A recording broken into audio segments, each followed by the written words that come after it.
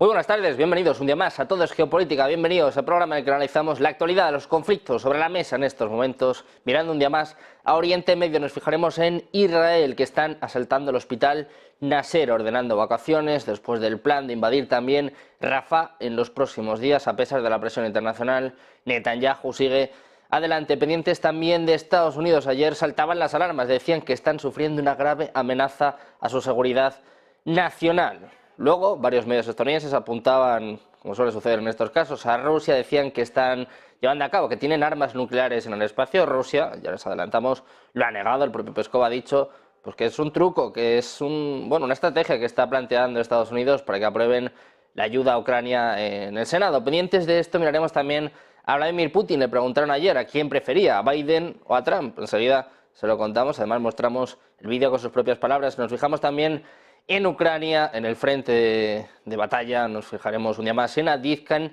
el infierno de Avdiivka, según están bautizándolo ya muchos ucranianos, en lo que parecen los últimos días antes de que Rusia conquiste esta localidad. Pendientes también de Belgorod, el ataque brutal que ha tenido lugar en las últimas horas. Hasta 6 fallecidos se están contando ya en un ataque a un centro comercial por parte de Ucrania. Enseguida les contamos en qué ha consistido este ataque, que por cierto Rusia está diciendo que va a llevarlo al Consejo de Seguridad de la ONU. 6 civiles han fallecido, y además vamos a contarles una última hora, vamos a poner el foco en Irán y una petición que estoy seguro de que les va a sorprender. Empezamos mirando a Israel. El Ministerio de Sanidad Qatari, controlado por Hamas, ha denunciado que soldados israelíes han asaltado este jueves el hospital Nasser de Khan Yunis en el sur de la Franja de Gaza y han forzado a parte de las personas que aún se hallaban en su interior a abandonarlo. El portavoz de Sanidad, Raf Al-Qadra, ha informado de que la ocupación israelí está asaltando el complejo médico Nasser y que le está convirtiendo en un cuartel militar tras demoler su muro sur. Ha agregado además que el ejército también atacó el departamento de las ambulancias y las tiendas de campaña de desplazados internos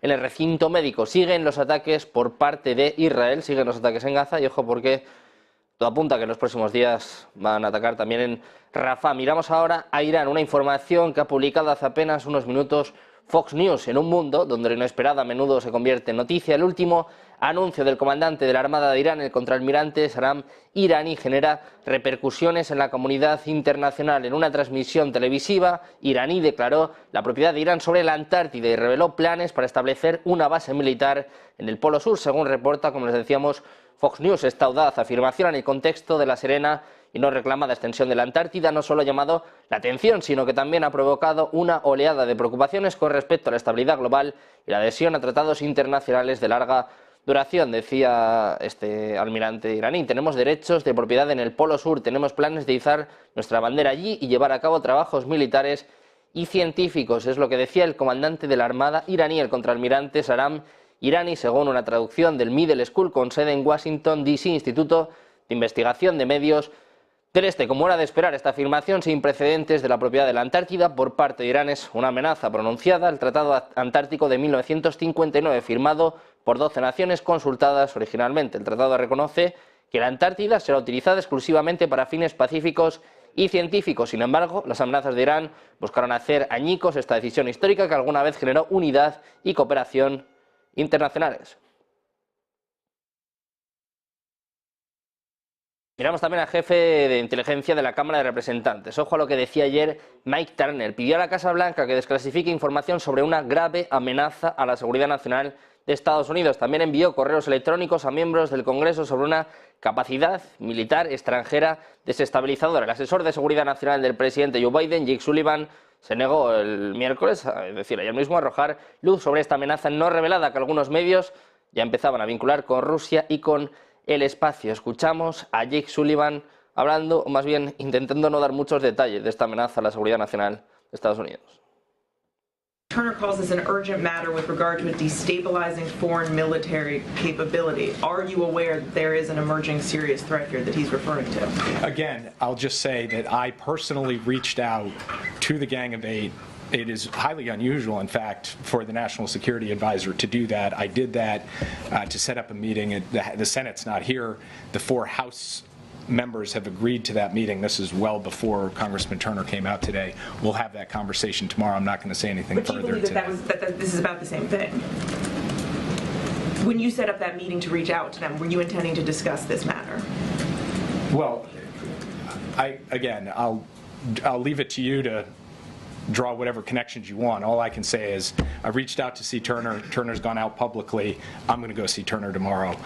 That's where I want to leave things. Pendientes de más explicaciones que se esperan hoy por parte de Estados Unidos, por parte del propio Jake Sullivan, eso de las 7 horas española, y respuesta por parte del Kremlin. Ha desestimado las advertencias estadounidenses sobre esta amenaza de armas nucleares rusas en el espacio. Dice que es una invención maliciosa de la Casa Blanca, diseñada para engañar a los legisladores estadounidenses para que aprueben más ayuda para Ucrania. Dmitry Peskov, portavoz del Kremlin, dijo que no haría comentarios sobre el fondo de los informes hasta que la Casa Blanca revelara los detalles, pero dijo que la advertencia de Washington era claramente un intento de lograr que el Congreso aprobara más dinero. Dice Peskov, es obvio que la Casa Blanca está intentando, por las buenas o por las malas, alentar al Congreso a votar un proyecto de ley para asignar dinero. Esto es bastante obvio, es lo que comentaba el propio Peskov, que decía, veremos qué trucos utilizará a partir de ahora la Casa Blanca. Pendientes de esto, de esta amenaza a la seguridad de Estados Unidos, miramos ahora al presidente ruso. Vladimir Putin ha dicho que Joe Biden sería un mejor presidente estadounidense para Rusia que Donald Trump, y además ha desestimado las preocupaciones sobre la edad y la agudeza de su homólogo para el cargo. Los comentarios de este miércoles por la noche marcaron su primera incursión en las elecciones presidenciales de este año, mientras aumentan las tensiones entre demócratas y republicanos por los esfuerzos de la Casa Blanca para enviar más ayuda militar a Ucrania. Le preguntaban a Putin, ¿a quién prefieres, a Biden o a Trump? Le escuchamos. Trump. Biden. Он человек более опытный, он прогнозируемый, он политик старой формации. Но мы будем работать с любым лидером США, которому окажет доверие Америка. Pendientes también de Ucrania, miramos al campo de batalla. Una brigada del ejército ucraniano anunció este jueves que había sido redistribuida urgentemente como refuerzo a Avdiivka, la localidad del este de Ucrania y actual epicentro de los combates, donde la situación se considera extremadamente crítica ante los ataques rusos. Comunicaban que la tercera brigada de asalto confirma haber sido redesplegada urgentemente para reforzar las tropas ucranianas en el sector de Avdiivka, es lo que indicaba esta propia unidad en Telegram en un mensaje titulado El infierno de Avdiivka. Afirma estar llevando a cabo contraataques en barrios conquistados por los rusos. Miramos también precisamente a Rusia, que va a someter la cuestión de otro ataque terrorista ucraniano en Belgorod. Hablábamos de ataques por parte de Rusia, ojo, este ataque por parte de Ucrania en Belgorod. Dice Rusia que lo va a llevar a consideración de organizaciones internacionales especializadas, incluido el Consejo de Seguridad de la ONU. Es lo que ha dicho María Zaharova, hablando de otro acto de terrorismo del régimen de Kiev que ha provocado la muerte de civiles. Por el momento sabemos que al menos hay 6 fallecidos civiles, como decíamos, y bueno, un acto que va a ser presentado por Rusia a la consideración de organizaciones internacionales especializadas, dice Zaharova, incluido el Consejo de Seguridad de la ONU. Pendientes de estas cuestiones, como ven, muchos temas que tratar en el día de hoy. Como siempre lo hacemos un día más de la mano de los mejores expertos. Hoy contamos con Dolores Rubio, profesora de Relaciones Internacionales de la Universidad Complutense de Madrid. ¿Qué tal, Dolores? Muy buenas tardes. Hola, buenas tardes, muy bien. Un placer. Tenemos también a Luis Rodrigo de Castro, en este caso profesor de Relaciones Internacionales del CEU. ¿Qué tal? Muy buenas, Luis. Muy buenas tardes, ¿qué tal? Empezamos contigo, Luis, si te parece. Empezamos mirando Oriente Medio, muchos temas, como veis, que tenemos que tratar hoy. Empezamos mirando Israel. La presión internacional no cesa, pero Netanyahu tampoco cesa en su empeño. Dice que va a seguir hasta la victoria total, quiere invadir Rafah, ahora está entrando en un hospital, en el hospital Nasser. Dice, bueno, pues que hay algunos de los rehenes que tomó Hamas el pasado 7 de octubre. No sé cómo ver la situación en Oriente Medio, porque por mucho que le diga Biden, por mucha presión por parte de Estados Unidos, presión internacional incluso, parece que Netanyahu va a lo suyo. Sí, y esto pues desde el punto de vista de la lógica israelí es totalmente coherente, ¿no? Por un lado, también hay que diferenciar 2 escenarios, ¿no? Lo que es la parte exterior y la parte interior, es decir, la coyuntura israelí y lo que el mundo está demandando a Israel, ¿no? O la mayoría, ¿no?, de los países de la comunidad internacional. Por una parte tenemos eso, que desde la comunidad internacional hay una serie de llamamientos a la paz, al cese de las hostilidades, a que el conflicto deje de ser una realidad y que la vía militar se vea aplacada por la vía del diálogo, ¿no? Es decir, son cuestiones que desde la comunidad internacional se están poniendo sobre la mesa, pero que realmente no encajan plenamente con el propósito del primer ministro israelí, de parte de la sociedad israelí, y desde la lógica de la necesidad de asegurar la existencia del Estado de Israel. Geográficamente, Israel está rodeado por países hostiles a priori, o por países que no son aliados naturales del Estado de Israel, con los cuales ha tenido en diferentes momentos de la historia, en diferentes momentos con mayor y menor intensidad, incluso conflictos armados. Pero todos ellos tienen algo en común y es la presencia de movimientos, o bien dentro de su territorio o incluso agentes gubernamentales que cuestionan la supervivencia y la necesidad de que Israel siga existiendo, ¿no? Desde este punto de vista, pues tenemos a entidades como Hezbollah, los hermanos musulmanes por el sur, tenemos también el caso de Irán, que cuestionan la mera existencia del propio Estado de Israel, lo consideran como un Estado ocupante de un territorio natural que debería de ser para los palestinos de religión musulmana, ¿no? Un poco conectado con la herencia histórica del Imperio Otomano y, bueno, pues olvidan que lo que pasó hace 2000 años, ¿no? Pero sobre todo es eso, dentro de la lógica del primer ministro y en Israel se está en una situación cuasi bélica, ¿no? Recibió un ataque, respondió a ese ataque. Aquí, como siempre, podemos coincidir en si la respuesta es más o menos proporcionada, pero esa es la realidad. Hubo un ataque y una reacción del ejército israelí.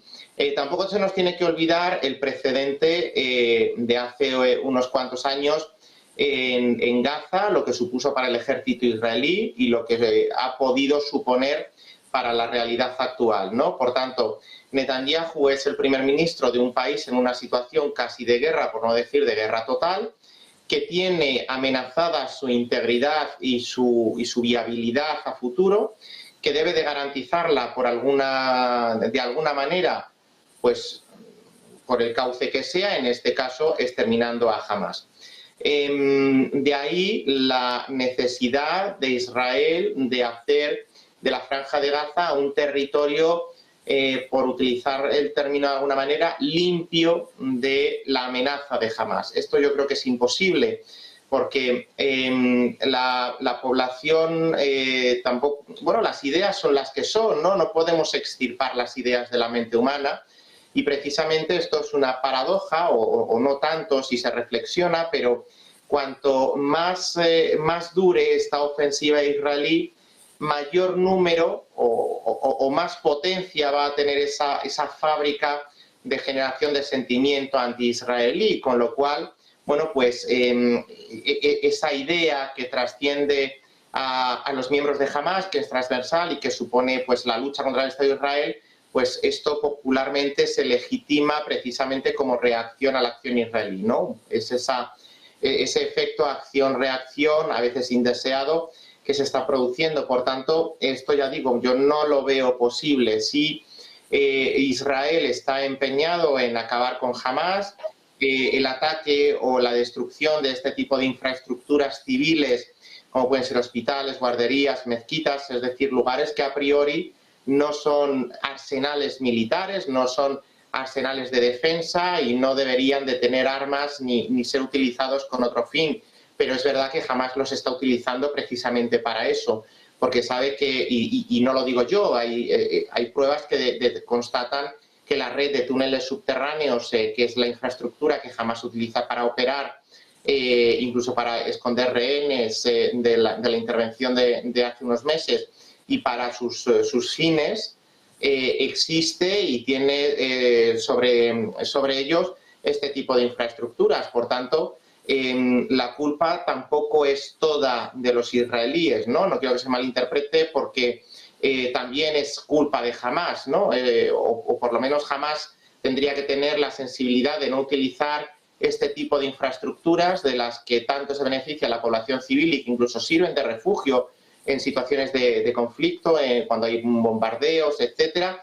Hamas sabe que una imagen de un avión israelí lanzando un misil contra un hospital o un centro infantil, pues por parte de la opinión pública mundial genera un sentimiento de reacción contraria a los intereses de Israel. Pero esta manera de actuar torticera de Hamas también tiene que ser igual de condenable, ¿no? Por tanto, por resumir un poco y que pueda mi compañera seguir con este tema, Desde el punto de vista de la comunidad internacional hay unas demandas de diálogo, como no podía ser de otra manera, incluso la iniciativa sudafricana está ahí, de que esto tenga una serie de consecuencias más allá del papel, pero por otro lado tenemos la realidad israelí, que muchas veces no se entiende desde fuera del Estado de Israel, pero hay que tener en cuenta eso, ¿no? Las amenazas de Irán a borrar o aniquilar el Estado de Israel del mapa, las ofensivas que vienen por el sur por parte de Hamas, las que vienen por parte de Hezbollah del norte y todo el problema que existe con el sentimiento antisionista que con bastante periodicidad y con mayor o menor intensidad van apareciendo por parte de diferentes estados de la comunidad internacional. Si a todo eso le sumamos el respaldo con el que cuenta de Estados Unidos, pues es lógico que Netanyahu esté defendiendo esta posición. Bueno, pues desde luego el conflicto que no parece ni mucho menos que vaya a terminar pronto, no parece ni mucho menos que Israel vaya a detener su ofensiva. Dolores, quiero saber cómo estás viendo tú también estos movimientos y sobre todo la presión que parece que no hace mella en Netanyahu. Parece, bueno, él dice que va a seguir hasta la victoria final, pero como bien está explicando Luis, el sentimiento de Hamas no va a desaparecer nunca, ¿no? Los ideales parece que, vamos, no van a terminar y con Hamas pues tiene pinta de que no va a terminar tampoco. Sin duda alguna, los sentimientos y las ideologías no acaban, ni mucho menos, a ver, cuando no se le está dando una perspectiva política al enemigo. Pero ciertamente Israel está en guerra y está en guerra con Hamas. Y ahí es donde se plantea su victoria final. Además, como ya ha dicho mi compañero, efectivamente, la idea que tiene Israel de sí mismo es una idea existencial por donde se encuentra y por los estados que le rodean. Eso significa para Israel que una guerra perdida, el Estado de Israel deja de existir. Y en una guerra, claro, el Estado que está en guerra es quien define desde el punto de vista político, estratégico y táctico cómo llevar a cabo esa guerra. Lo dije en el programa pasado en relación a otra serie de cuestiones. La guerra es un todo y ese todo es político. Y eso es lo que se está planteando el Estado de Israel. Que consiga o no vencer a Hamas, eso es otra cuestión. Yo creo que no, porque hoy lo puede vencer, hoy puede vencer a sus líderes, pero mañana resurgirá otro Hamas o con otro nombre. En cuanto a la comunidad internacional, vamos a ver, los estados que sostienen de alguna manera a Israel le llaman la atención a Israel en el sentido de que ninguno de ellos quiere una guerra regional en la zona, porque sería muy costosa y los estados que lo apoyan no están dispuestos a llevar a cabo esa guerra regional, sobre todo Estados Unidos. Pero la comunidad internacional como tal, que sería en este caso el Consejo de Seguridad de Naciones Unidas, tampoco está actuando. Como muchas veces ha pasado en relaciones internacionales, en nuestra sociedad internacional, el Consejo de Seguridad está bloqueado porque existe el derecho de veto de los miembros permanentes, con lo cual los miembros que son permanentes en el Consejo de Seguridad se salen del Consejo de Seguridad para intentar arreglar las cuestiones. Y bueno, pues siguen apoyando lógicamente a Israel. Lo que le dicen es que se tiene que limitar porque efectivamente la guerra es un todo y ese todo es político. Y si se saltan todas las líneas rojas, realmente puede acabar en una catástrofe. Pero vamos, Israel está intentando conseguir su objetivo, que es acabar con Hamas e incluso más allá, incluso si le es posible acabar con Gaza y reocupar Gaza. Y en cuanto a la comunidad internacional, pues no está haciendo realmente nada en lo que significa la comunidad internacional, Naciones Unidas y el Consejo de Seguridad. Los estados que sostienen a Israel le están haciendo entrar en razón para que esta guerra no se vaya de las manos, es decir, por una cuestión de estrategia, por una cuestión de conveniencia, pero nada más. Israel tiene plena autonomía para llevar a cabo esta guerra como considere. Pendientes de Israel, pendientes de Oriente Medio y bueno, de estos ataques que siguen sucediéndose. Vamos a hablar ahora de Estados Unidos. Ayer saltaban las alarmas. Jake Sullivan, asesor de Seguridad Nacional de la Casa Blanca, decía pues que hay una grave amenaza a la seguridad nacional de Estados Unidos. Vamos a escucharle. Calls this an urgent matter with regard to a destabilizing foreign military capability. Are you aware that there is an emerging serious threat here that he's referring to? Again, I'll just say that I personally reached out to the Gang of Eight. It is highly unusual, in fact, for the National Security Advisor to do that. I did that to set up a meeting. The Senate's not here. The 4 House members have agreed to that meeting. This is well before Congressman Turner came out today. We'll have that conversation tomorrow. I'm not going to say anything further today. But do you believe that this is about the same thing? When you set up that meeting to reach out to them, were you intending to discuss this matter? Well, I'll leave it to you to draw whatever connections you want. All I can say is I reached out to see Turner. Turner's gone out publicly. I'm going to go see Turner tomorrow.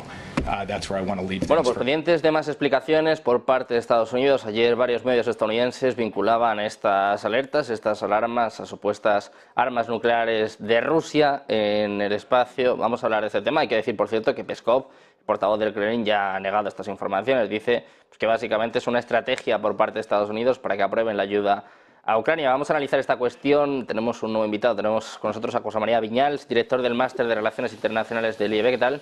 Muy buenas, José María. Hola, muy buenas. ¿Qué tal? Placer tenerte por aquí. Si te parece, José María, empezamos contigo. Quiero que nos cuentes cómo ves esta amenaza a la seguridad nacional de Estados Unidos, que suena como muy rimbombante, ¿no? Da hasta miedo y que, bueno, de momento parece que sabemos muy poquitos detalles, ¿eh? Parece que no quieren explicar mucho en qué consiste esto. Bueno, esto parece más el título de una novela, ¿no? de la Guerra Fría, ¿no? Sobre la Guerra Fría, y parece más una noticia de los años 80, ¿no? Pero sí, se ha difundido este rumor sobre la posibilidad de una amenaza a la seguridad nacional de Estados Unidos, que consistiría en colocar pues algún tipo de arma nuclear en el espacio. Realmente con los misiles supersónicos no haría falta colocar nada en el espacio, porque realmente los chinos nos han demostrado que pueden salir de territorio de tierra y tener un objetivo en tierra, ¿no? Y tendrían la misma o incluso más eficacia que si son lanzados desde una plataforma satelital en el espacio.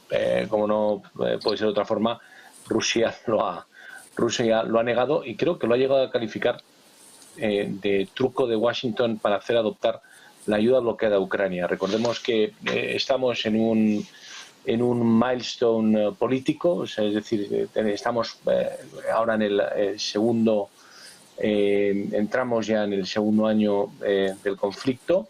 Se va a producir dentro de unos días, el 22 de febrero, se va a producir pues toda una serie de eventos políticos en este sentido. Estados Unidos tiene congeladas unas ayudas muy importantes, hay mucha presión por parte de algunos aliados de Estados Unidos para que se siga con el apoyo a Ucrania y se desbloqueen esos fondos. Y entonces pues estamos asistiendo pues a muchas noticias que van encaminadas a muchas de ellas son globos sondas que van encaminadas pues un poco a atraer la atención ciudadana sobre un conflicto que ha perdido share televisivo e interés en detrimento con el conflicto de Hamas e Israel, ¿no? Entonces, estamos ante un momento, unas semanas importantes. Recordemos que estamos en año electoral en Estados Unidos también. El Partido Demócrata, con el presidente Biden a la cabeza, han optado por una posición muy alineada con Zelensky y con los aliados europeos, mientras que el presidente Trump y el Partido Republicano son muy escépticos a la hora de meter dinero en el bolsillo al gobierno de Zelensky, tienen otras prioridades en política exterior. Por lo tanto, pues bueno, este tipo de noticias hay que siempre tomarla con pinzas y con cierta distancia. Pues quiero preguntarte cómo has visto esta noticia. Como decía, estamos todavía a la espera de más detalles. Se espera, caso de las 7, Karine Jean-Pierre y Jake Sullivan den más detalles de esta noticia, pues que al principio, como bien estaba explicando José María, ¿no?, daba hasta cierto miedo, pero bueno, pues que de momento sabemos pocos detalles de la misma. Luis, no sé cómo lo ves. ¿Es un globo sonda, hay que cogerlo con pinzas o hay que tomarse en serio pues una advertencia tan grande como la que ha lanzado Estados Unidos? Se ha cortado la primera parte y no te he escuchado. ¿Me lo podrías, por favor? Sí, perdona, Luis, te preguntaba que cómo hay que tomarse este tipo de noticias. Si es un globo sondas, hay que cogerlo con pinzas. Al final suena muy grave, ¿no? Dicen una amenaza seria a la seguridad nacional de Estados Unidos. Parece prácticamente de película de Hollywood. Quiero preguntarte si de verdad hay que tomárselo en serio o hay que cogerlo un poquito con pinzas. Bueno, yo creo que, como se dice coloquialmente, ni tanto ni tan calvo, ¿no? Es decir, que yo no sé qué información tendrá la inteligencia estadounidense, puesto que yo no la tengo y no la van a desclasificar, ¿no? Pero de vez en cuando Estados Unidos considera que puede haber ciertas acciones que pueden suponer un peligro para la integridad, para la seguridad nacional o para sus propios intereses, ¿no? Es decir, esto yo también creo que forma parte del lenguaje diplomático en función de la coyuntura, ¿no? Por tanto, posiblemente pueda tener datos de que algún riesgo puede existir en algún sentido, pero yo creo que no es tanto como lo que puede parecer en base a esas declaraciones, ¿no? Es decir, ¿qué es un peligro para la seguridad nacional? ¿Una amenaza militar o una amenaza de injerencia en las elecciones, como cuando ha dicho mi compañero, estamos en año electoral? Porque podrían ser las dos cosas, ¿no? Si vamos a esa doble disyuntiva, por simplificar un poco el panorama, una amenaza militar, pues realmente, bueno, Estados Unidos siempre es un foco de ataque en todos los ámbitos, ¿no? No solo con agentes estatales, sino también por parte de agentes terroristas, como por ejemplo vimos el 11 de septiembre, ¿no? Pero yo creo que o por lo menos es mi humilde opinión, las cosas van más enfocadas a la parte ciudadana, más a la parte electoral.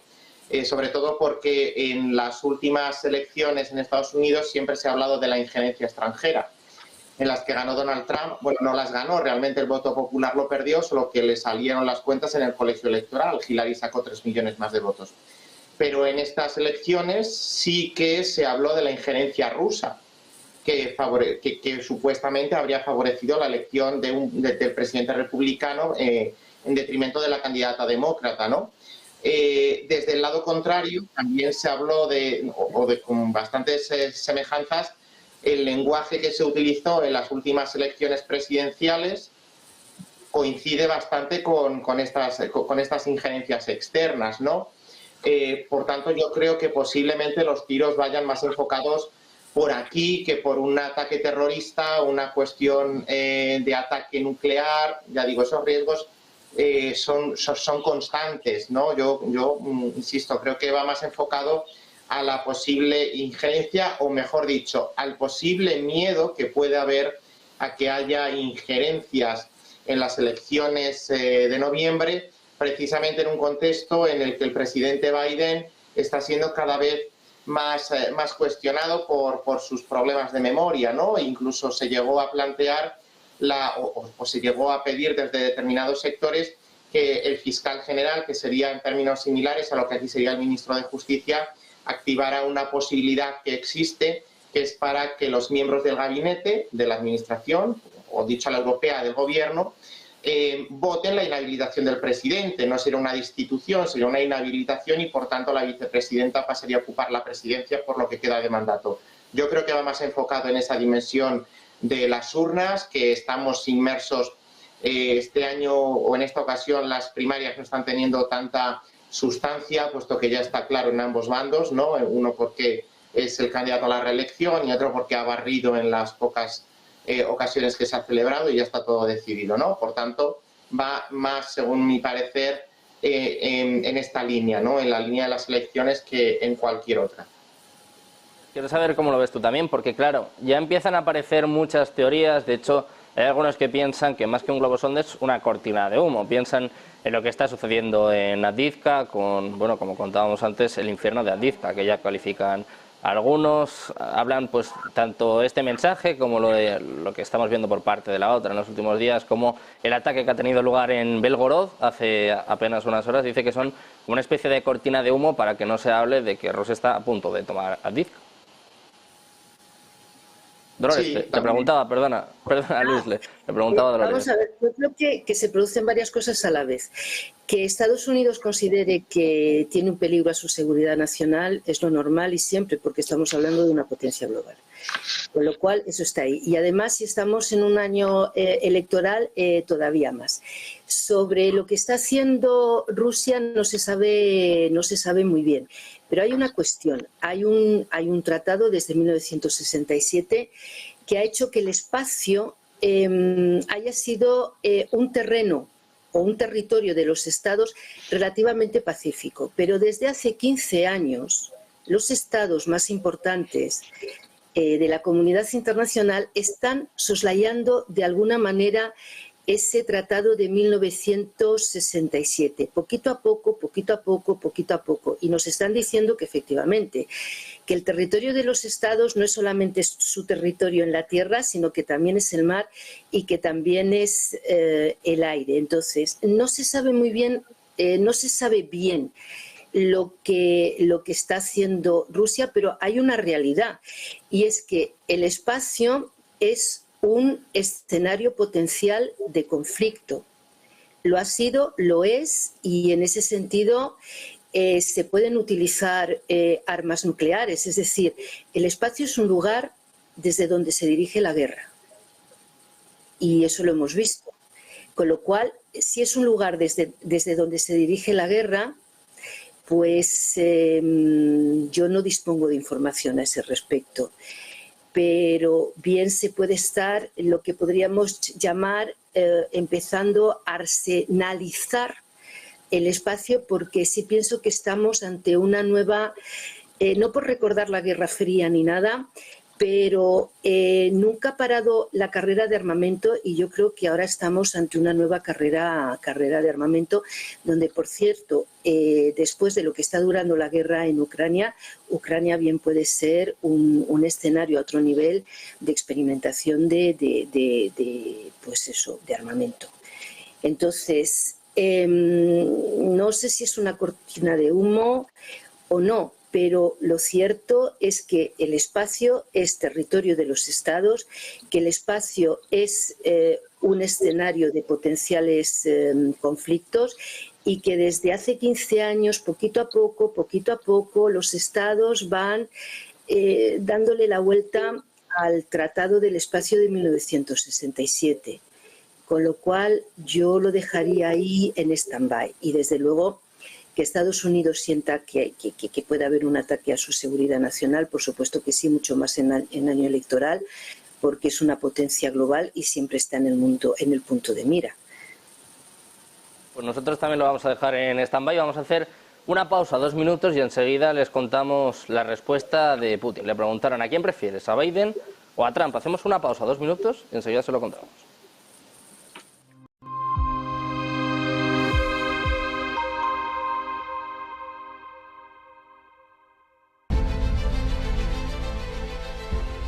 No puede volver atrás y cambiar el principio, pero puede comenzar donde está y cambiar el final.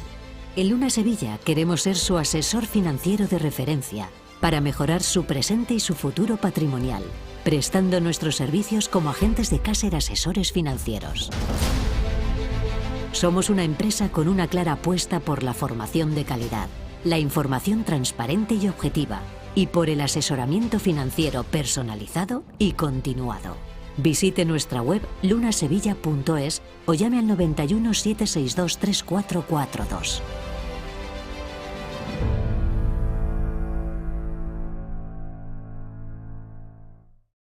¿Se puede poner a prueba vuestra tecnología de trading? Sí. ¿Y vuestra ejecución funciona al milisegundo? Sí. ¿Y vuestros spreads están entre los más bajos del mercado, no? Si quiere, puede probar nuestra primera demo. Es difícil encontrar un broker que cumpla con todas sus expectativas. O quizá no tanto. Active Trades, broker online desde 2001. Hola, ¿qué tal? Muy buenas. Si estás viendo esta cadena es que te gusta estar bien informado y te gustan mucho los mercados financieros. Y lo más importante de todo, te gusta sacarle dinero al mercado.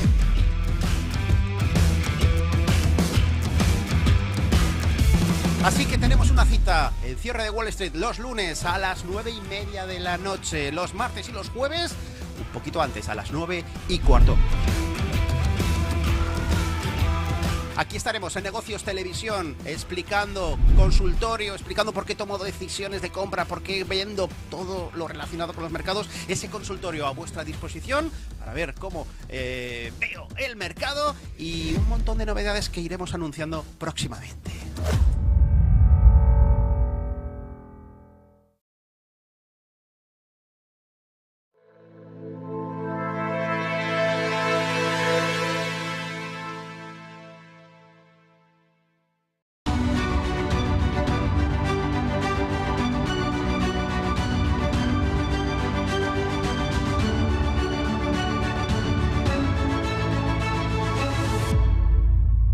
Ya estamos de vuelta, entonces Geopolítica. Habíamos dejado una pregunta en el aire, veo que también la han dejado en el chat, veo que están diciendo si prefieren a Biden a Trump. Pues precisamente esa es la pregunta que le planteaban ayer a Vladimir Putin, al presidente ruso, que contestaba de esta forma. Os va a sorprender, Трамп, Байден. Он человек более опытный, он прогнозируемый, он политик старой формации. Но мы будем работать с любым лидером США, которому окажет доверие Америка. Bueno, pues de momento Putin ya se está mojando. José María, quiero que nos cuentes cómo ves esta pregunta y sobre todo la respuesta por parte de Putin. Sorprendente, ¿no? Yo creo que prácticamente todo el mundo esperaría que iba a elegir a Trump.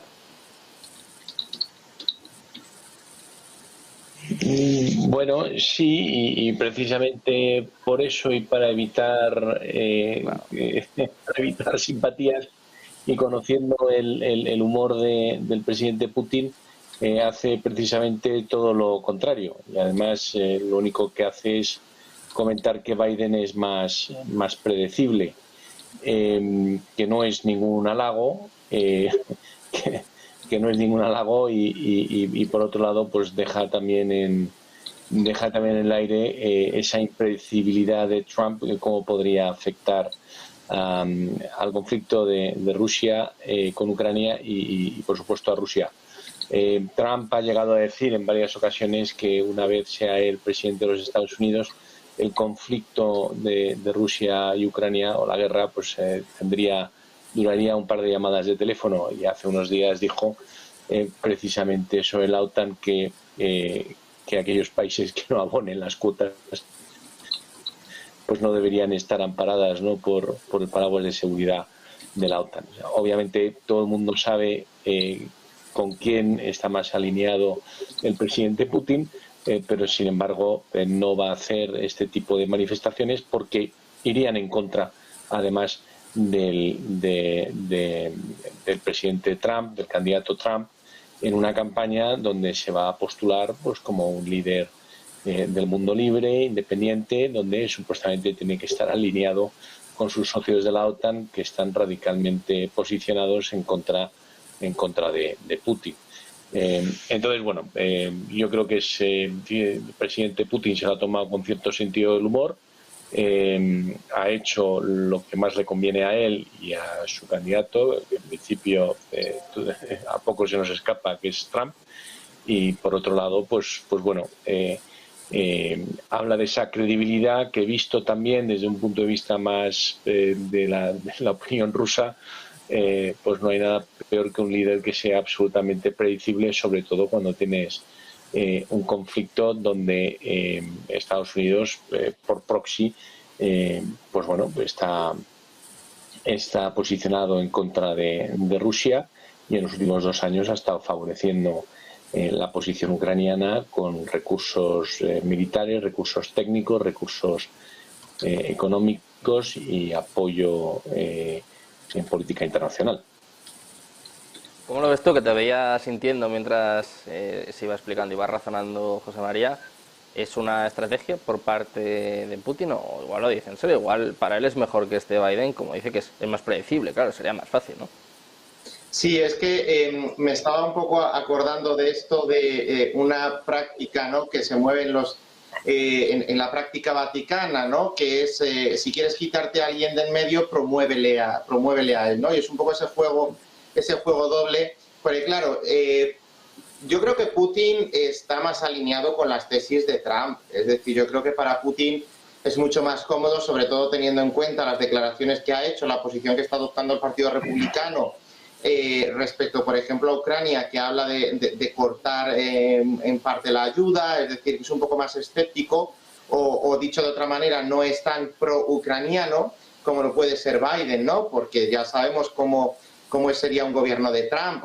No creo que en 4 años haya virado mucho en posicionamientos como los que demostró durante su presidencia, ¿no? Pero claro, la mejor manera que tendría Putin de favorecer a Trump, que es al final lo que yo creo que le interesa más, es decir que prefiere a Biden. Porque si lo hubiera hecho a la inversa, hubiera dado o hubiera podido suponer, desde el punto de vista electoral, un balón de oxígeno para los demócratas. Me explico. Si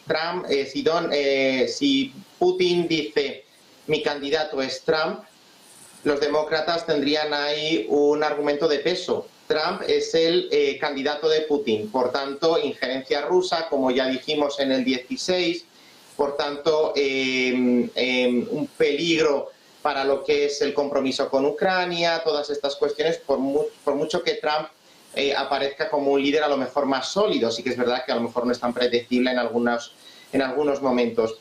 Por tanto, tener ese lenguaje o esa doble cara de la moneda, ¿no?, de decir públicamente que su candidato es Biden porque es más previsible, porque es de la vieja escuela. Bueno, yo creo que es sobre todo una oportunidad para no ponerle ese San Benito de candidato de Putin a Trump, que a lo mejor es lo que realmente a Putin más le conviene, que haya un cambio en la Casa Blanca y que Biden no continúe 4 años más.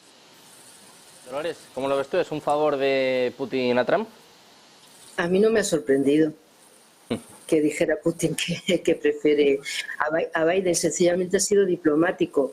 Y en el ámbito diplomático no es que se mienta, pero tampoco se dice toda la verdad, porque tampoco ha dicho nada interesante de Biden.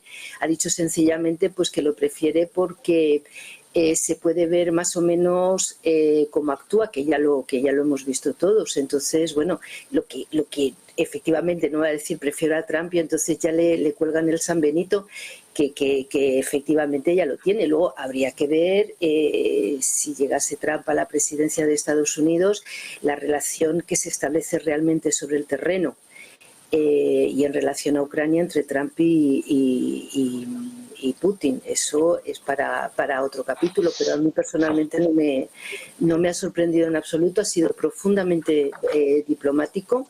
Lo ha dicho de una forma relajada, por lo tanto podía ser perfectamente diplomático y bueno, tampoco ha mostrado una afectividad enorme frente a Biden. Sencillamente ha dicho lo que ha dicho con una distancia enorme, es decir, no nos ha dicho nada en realidad. Por eso a mí no ha sorprendido. O sea, no se va a poner a hablar bien de Trump, eso desde luego. Entonces ha hablado de Biden y ha dicho muy poquita cosa. Bueno, pues desde luego estas estrategias, como bien está explicando Dolores, diplomáticas, pues tienen aquel y desde luego, bueno, pues estoy seguro de que Putin tenía esta respuesta más que pensada. José María, si te parece, vamos a mirar al campo de batalla. El foco sigue estando en Avdiivka, donde, bueno, algunas brigadas están hablando de que se está viviendo directamente un infierno. Si te parece, hablamos de esto y del ataque también que ha tenido lugar en Belgorod, que ha sido brutal, hasta 6 civiles fallecidos.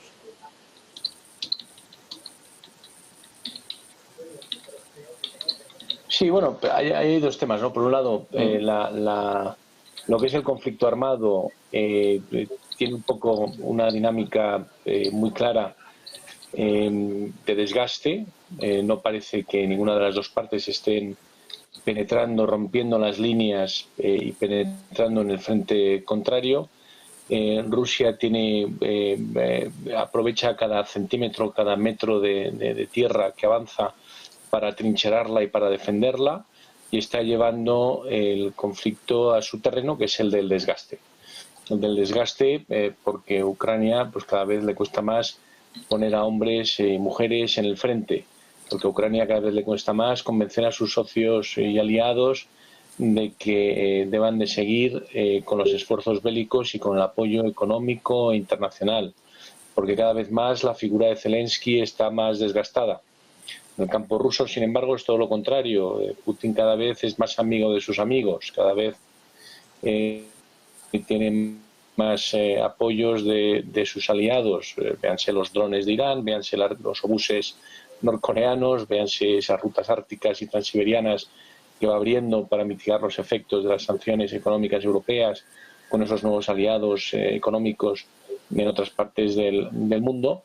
Por lo tanto, yo creo que Rusia ahora mismo se siente cómoda con ese tipo de conflicto armado.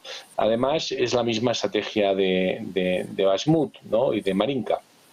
Al final es una concentración de fuego y una concentración de recursos en lugares puntuales estratégicos que lo que hacen es consumir y consumir y consumir vidas humanas y recursos del contrario. Ahora parece que la tercera brigada se va a sumar al esfuerzo de la campaña, pues un poco para hacer las últimas incursiones. Es una brigada muy adiestrada, que es una de las unidades de élite rusas, y por lo tanto se van a sumar al frente bélico. Por lo tanto, pues lo que es un poco lo que es la situación en el frente, pues no hay grandes cambios. Por otro lado, lo que es esos ataques por parte de Ucrania a territorio ruso, como es el caso de Belgorod, que ya es la segunda vez en pocos días, y ya Rusia ha llevado al Consejo de Seguridad de las Naciones Unidas pues estos ataques y las muertes, ¿no?, de lo que serían civiles como consecuencia de los mismos, pues no han tenido una condena por parte de los otros miembros, ni ha habido una mayoría suficiente para condenarlos, lo cual pues ha llevado a la sorpresa y a la protesta por parte del embajador ruso en las Naciones Unidas, ¿no? Entonces, bueno, los ucranianos también están pagando en cierto modo y en la medida en la que pueden con la misma moneda a los rusos, pero son ataques mucho más limitados y de mucho menor envergadura que, por supuesto, los que realizan el ejército ruso en Ucrania, entre otras cosas porque los aliados de Ucrania no quieren que el conflicto se lleve a territorio ruso con las consecuencias que eso puede tener, y que Rusia pase de considerar esta guerra como un conflicto especial o como una operación especial, a considerarla como otra cosa mucho más grave, y que por lo tanto ponga todo su arsenal a disposición del esfuerzo bélico, que es el escenario en el que no queremos entrar ninguno de los aliados o supuestamente aliados de Ucrania. Entonces, con este temor, muchas de las armas, mucho del apoyo que está recibiendo Ucrania está condicionado a que no sea utilizado en territorio ruso para no despertar o para no regionalizar y llevar el conflicto más allá de la geolocalización que tiene ahora en el este y el sur de Ucrania. Pese a ser una guerra, pese a ser un conflicto armado, tiene unas reglas no escritas donde los jugadores han accedido a llevar a cabo el conflicto, y una de ellas es no regionalizar el conflicto y no llevarlo de forma contundente a la Federación Rusa. ¿Cómo ves este conflicto? ¿Cómo está el frente de batalla? Como decimos, el foco un día más, una semana más, está en Avdiivka están hablando, bueno, de un infierno, de una situación crítica, y bueno, justo Sirski ha tomado el mando hace apenas unos días y parece que está, bueno, pues en el límite, por lo menos en esta localidad. Sí, y esta situación no es nueva. Yo esta situación diría que la hemos visto en situaciones anteriores, ¿no? En otras localidades que han sufrido un padecimiento bastante similar y que al final han terminado cayendo, ¿no? Pero yo, más allá de este caso, lo que sí creo que es interesante destacar es que la línea del frente se está moviendo poco. Es una línea de frente que está estable de momento.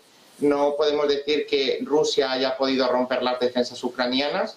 Tampoco podemos decir que Ucrania haya podido hacer lo mismo con las defensas rusas o con los ataques rusos, de tal manera que Rusia no está siendo capaz de avanzar en dirección oeste más de lo que o tanto como le gustaría, y Ucrania no es capaz de recuperar gran parte del territorio que actualmente tiene Rusia bajo su ocupación, ¿no?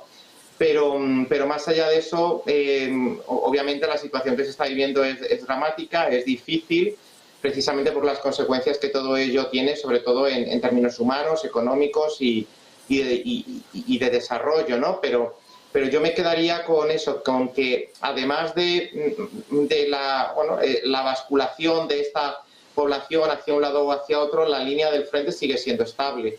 Por tanto, estamos en una situación de bloqueo, en una situación de statu quo desde hace mucho tiempo, ¿no?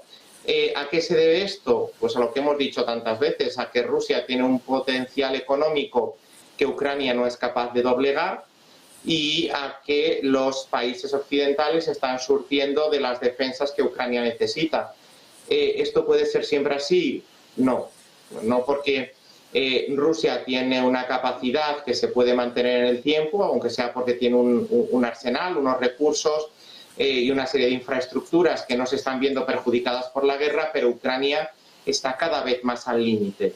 No solo armamentísticamente, porque los recursos ya, después de 2 años de agresión rusa a Ucrania, estamos viendo que parte de la opinión pública occidental empieza ya un poco incluso a ser indiferente, ¿no? A mostrar cierto hastío o dicho de otra manera, a no ser tan pro-ucraniana como lo era antes, es decir, al final acostumbrarse a algo, como en este caso es acostumbrarse a la situación de guerra en Ucrania, pues conlleva eso, ¿no?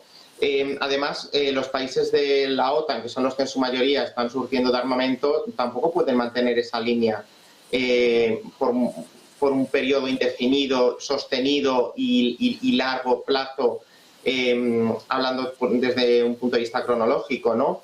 Tanto Rusia sabe que insistiendo en la ofensiva, bueno, podrá llegar un momento en el que las oportunidades ucranianas colapsen, pero es sobre todo eso, ¿no? La situación dramática que vive Ucrania y que nos tiene que llevar a pensar en la Ucrania del ataque, la Ucrania actual, porque obviamente es lo que hay, pero sobre todo en la Ucrania del mañana, ¿qué Ucrania va a quedar, no?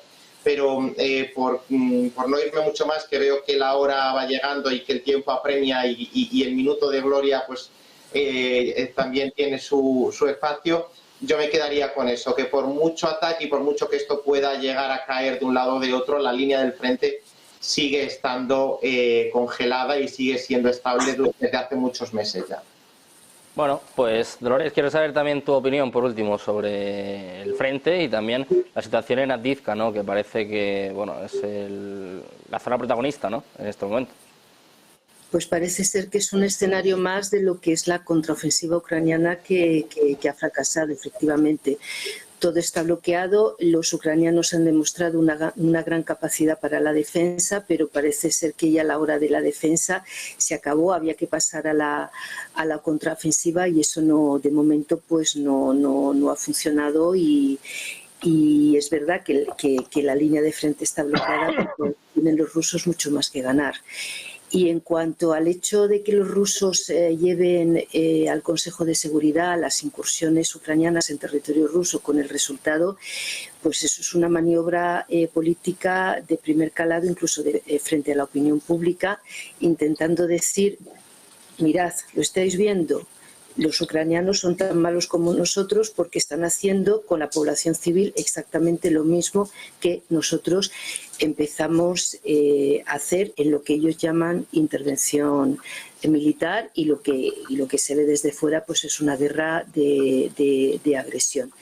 Todo esto al final, pues la factura es humana, todo eso está congelado y nada, no hay ningún tipo de avance.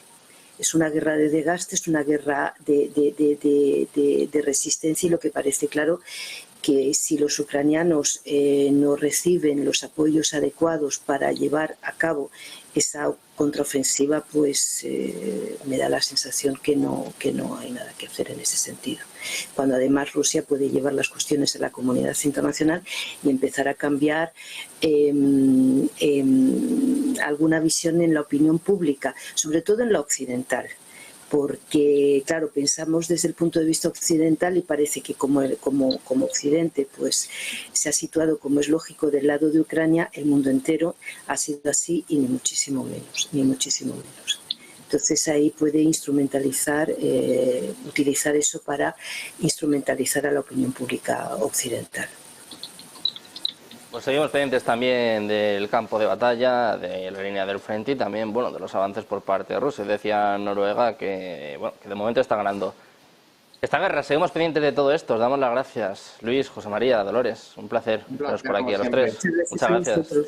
Buenas tardes. Gracias.